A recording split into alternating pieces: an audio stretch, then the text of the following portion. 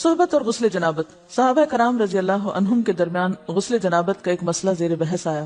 ایک گروہ کہتا تھا کہ غسل صرف دخول پہ فرض ہو جاتا ہے، انزال شرط نہیں، یعنی واٹر ڈسچارج جو ہے وہ ضروری نہیں.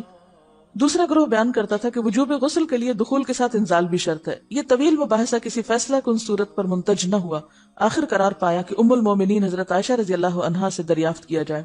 حضرت عائشہ نے کہا کہ رسول اللہ صلی اللہ علیہ وسلم نے فرمایا اذا جلس بین شعبها الاربع ومس الختان الختان فقد وجب الغسل. جب مرد عورت کی 4 شاخوں کے درمیان بیٹھ جائے اور اس کا محل ختنہ عورت کے محل ختنہ کے ساتھ مس کرے تو غسل واجب ہو جاتا ہے. تو مسئلہ یہ ثابت ہوا کہ صرف دخول پر ہی مرد اور عورت جنبی ہو جاتے ہیں اور ان پہ غسل واجب ہو جاتا ہے، انزال یعنی منی کا نکلنا شرط نہیں. جنابت کے احکام. وجوب غسل کی حالت کو حالت جنابت کہتے ہیں. وجوب غسل یعنی جب غسل واجب ہو جاتا ہے تو اس حالت کو جنابت کہتے ہیں. جنابت کا لفظ جم سے، جم پہلو کو کہتے ہیں بچنا. مندرجہ ذیل 4 حالتوں میں مسلمان مرد اور عورت پر غسل کرنا فرض ہو جاتا ہے. نمبر 1، جوش کے ساتھ منی خارج ہونے کے بعد، اس میں احتلام بھی داخل ہے، یعنی کوئی ایسا خواب آئے یا ویسے. نمبر 2، صحبت کے بعد یعنی سیکشل انٹرکورس کے بعد. نمبر 3، حیض کے بعد. نمبر 4، نفاس کے بعد یعنی بچے کی پیدائش کے بعد. اس میں یاد رکھیے کہ بہت سے لوگ پوچھتے ہیں کہ اگر خواتین انٹرنل چیک اپ کرواتی ہیں تو کیا اس سے غسل واجب ہوتا ہے؟ تو کوئی غسل واجب نہیں ہوتا جب تک کہ ان 4 چیزوں میں سے کوئی چیز نہ ہو. اس میں یاد رکھیے کہ بہت سے لوگ پوچھتے ہیں کہ اگر خواتین انٹرنل چیک اپ کرواتی ہیں تو کیا اس سے غسل واجب ہوتا ہے؟ تو کوئی غسل واجب نہیں ہوتا جب تک کہ ان 4 چیزوں میں سے کوئی چیز نہ ہو. صرف منی خارج ہونے سے بات نہیں بلکہ جوش کے ساتھ منی خارج ہونے کے بعد غسل واجب ہوتا ہے. رسول اللہ صلی اللہ علیہ وسلم نے فرمایا جب تم عورت کی 4 شاخوں کے درمیان بیٹھ کر صحبت کرو تو تم پر غسل واجب ہو گیا اگرچہ منی نہ نکلے. آپ نے غور کیا ہوگا کہ طہارت کے مسائل بہت تفصیل کے ساتھ اور اپنے اندر بہت ڈیٹیلز رکھتے ہیں، اور بہت سے موضوعات ایسے ہیں کہ جو انسان کی ظاہری زندگی نہیں بلکہ اس کی نجی اور ذاتی زندگی سے متعلق بھی ہیں.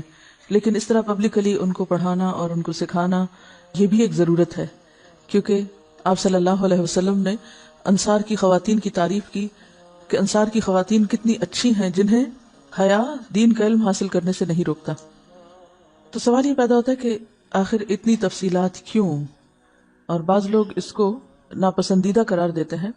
تو ایسا کرنا ناسمجھی کی علامت ہے. ہم دیکھتے ہیں کہ انسان اگر اللہ کے بتائے ہوئے طریقے کے مطابق زندگی بسر کرتا ہے تو اس میں خیر ہی خیر ہے، اور وہ صرف خیر اس کی اپنی ذات تک نہیں رہتی، بعض اوقات دوسروں کی بھلائی کا ذریعہ بھی بن جاتی. عورت کو بھی احتلام ہوتا ہے.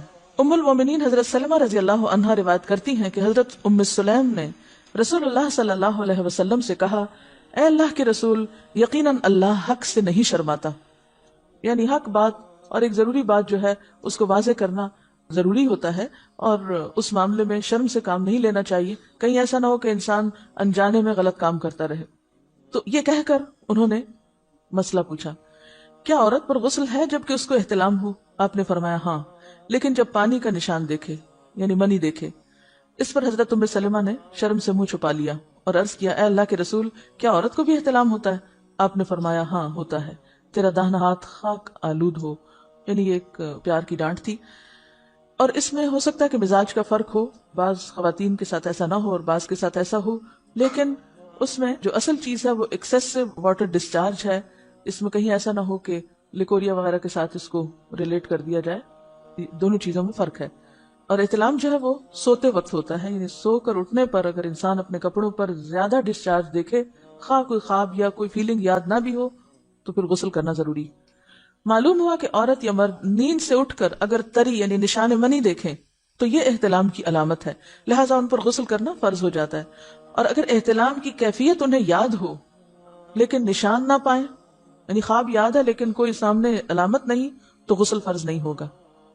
ایسی صورت میں شک کی ضرورت نہیں ہے کہ نہیں وہ میں نے خواب دیکھا اور مجھے خواب بالکل صحیح یاد ہے تو مجھے نہانا چاہیے. نہیں، محض خواب پر نہیں نہایا جائے گا جب تک کہ فزیکلی کوئی ایسی چیز سامنے دیکھی نہ جائے. حضرت ام سلمہ روایت کرتی ہیں کہ میں نے کہا اے اللہ کے رسول صلی اللہ علیہ وسلم، میں اپنے سر کے بال خوب مضبوط گوندتی ہوں، کیا میں انہیں غسل جنابت کے وقت کھولا کروں؟ آپ نے فرمایا ان کا کھولنا ضروری نہیں، تیرے لیے یہی کافی ہے کہ 3 لپ پانی اپنے سر پر ڈالے، پھر اپنے سارے بدن پر پانی بہائے، پس تو پاک ہو جائے گی. یعنی بالوں کی جڑیں بھیگنا، سکن بھیگنا ضروری ہے، سارے بال کھولنا ضروری نہیں ہے. جنبی کے بالوں کا مسئلہ. حضرت عائشہ کو خبر ملی کہ حضرت عبداللہ ابن عمر عورتوں کو غسل جنابت کے لیے بال کھولنے کا حکم دیتے ہیں. فرمانے لگی ابن عمر پر تعجب ہے، انہوں نے عورتوں کو تکلیف میں ڈال دیا، وہ انہیں سر منڈوانے کا حکم کیوں نہیں دے دیتے؟ یہ حضرت عائشہ کی ڈانٹ تھی. یعنی وہ یہ تو کہہ رہے کہ عورتیں بال کھول کھول کے نہائیں، تو وہ پھر سیدھا یہی کہیں کہ عورتیں بال منڈوا لیں. میں اور رسول اللہ صلی اللہ علیہ وسلم ایک ہی برتن میں غسل کرتے اور میں اپنے بال کھولے بغیر سر پر 3 چلو سے زیادہ پانی نہیں ڈالتی تھی. معلوم ہوا کہ غسل جنابت کے لیے بال کھولنے کی ضرورت نہیں، مگر یہ حکم صرف غسل جنابت کا ہے. غسل حیض کے لیے بالوں کا کھولنا ضروری ہے کیونکہ وہ مہینے میں ایک دفعہ ہے. حضرت عائشہ سے روایت ہے کہ انہیں رسول اللہ صلی اللہ علیہ وسلم نے غسل حیض کے لیے فرمایا اپنے بال کھولو اور غسل کرو. اس میں آپ دیکھیے کہ دونوں چیزوں میں فرق کیوں ہے، دونوں کی نوعیت فرق ہے. اور حیض جو ہے وہ ایک نجاست کی کیفیت بھی ہے نا، قل ہوا اذی، تو اس کے بعد نہانا اور نہا کر خوشبو لگانا خاص طور پر اس کا سارا حکم آتا ہے. لیکن غسل جنابت میں نجاست کی وہ کیفیت نہیں ہے، یعنی حیض کا خون اور منی جو ہے ان دونوں کے حکم میں بھی فرق ہے. ٹھیک ہے نا.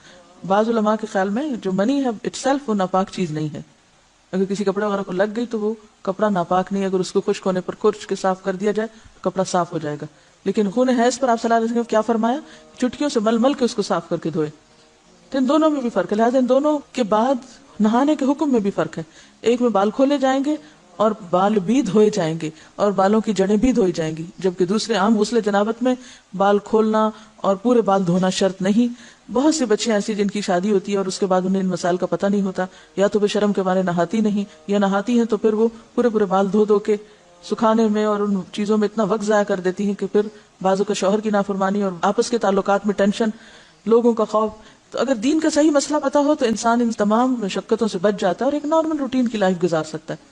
اس میں کیا صرف 3 کپ پانی، 3 لپ پانی، یعنی 3 دفعہ کیوں کہ اگر ایک دفعہ ڈالنے سے پوری طرح نہیں بھیگا تو آپ یہ بھی کہہ سکتے ٹیپ کے آگے سر کر کے تو ساری اسکن جو ہے سر کی اس کو آپ گیلا کر لیں، پیچھے سے بال جو ہیں اگر لمبے ہیں تو ان کو ایک طرف کر دیں تاکہ پورے بال نہ دھونے پڑے، نہ سکھانے پڑے اور نہ خشک کرنے پڑے، اور باقی جسم پہ پانی بہا لیں.